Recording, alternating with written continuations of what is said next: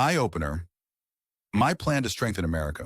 It is similar to Trump's, but it would put America in a stronger initial position prior to putting tariffs of the rest of the world. My suggestion would be to bring manufacturing back to American. To do this, I would target American companies that have more than 50% of their employees working overseas. Put an import tax on those companies to bring manufacturing back to America so the United States has much more leverage. Use this leverage to then tariff the rest of the world. Currently, I believe it's hard to threaten countries like China with tariffs when America can't make the products it needs. Make it less attractive for American countries to manufacture in other countries than tax other countries seeking to sell to Americans. So American-made products are more affordable to Americans in other countries. There are plenty of people reporting and complaining about our leaders and their failures. How many, however, are offering or even pointing to any solutions? The book Solutions. Enough Complaining, Let's Fix America by Chris Osman does and can be found on Amazon or at www.mikesonsentertainment.com. To find out other ways you're being screwed by your current leaders, check out the posts on this blog daily. Learn about the biggest and worst issues that America and its people face today. You can also check into this blog daily to hear about those issues that America and its people will face in the near and distant future. If, however, you would like to discover possible solutions to either mitigate the worst impacts of these issues or solutions to avoid them altogether, keep listening.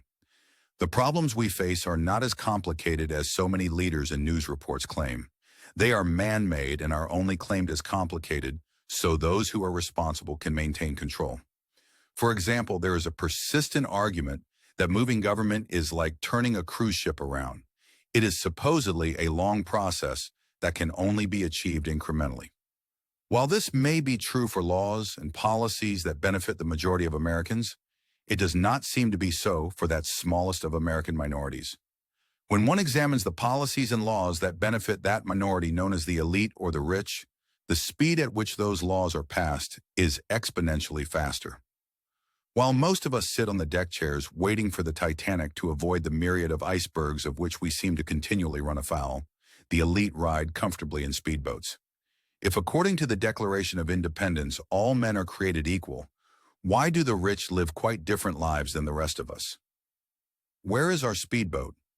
In 2018, Chris Osman wrote a book highlighting the problems humanity would face if more power, wealth, and control were funneled to a small group of individuals, groups, or organizations.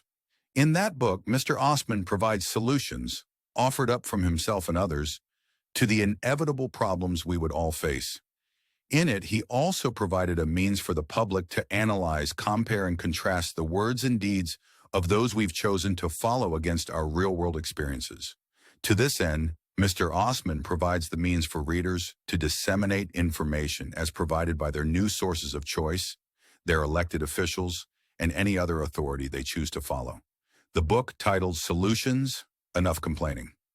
Let's Fix America offers a means to hold leaders up, not just to a higher standard than is currently accepted, but to one that will improve lives, strengthen America first.